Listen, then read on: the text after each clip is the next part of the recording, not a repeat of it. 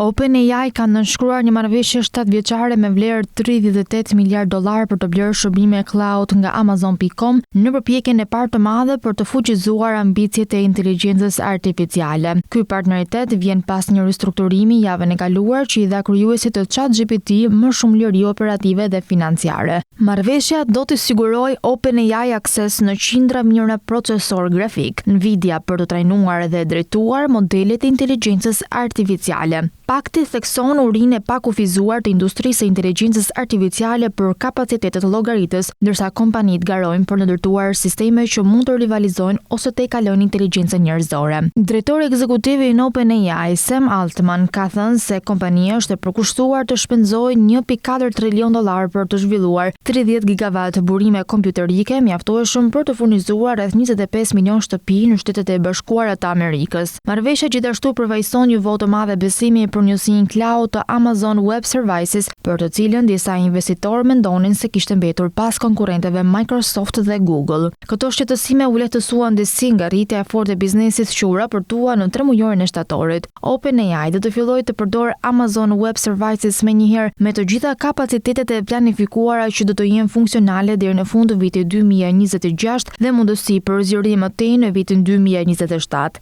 Amazon planifikon të vendosë qindra mijëra qipe në grupe serversh për të fuqizuar përgjigjet e ChatGPT dhe për të trajnuar modelet e ardhshme të OpenAI. Altman ka thënë se në të ardhmen ai dëshiron që OpenAI të shtojë 1 gigawatt kapacitet kompjuterik çdo javë, një sasi astronomike, pasi secili gigawatt aktualisht kërkon një kosto kapitale mbi 40 miliard dollar.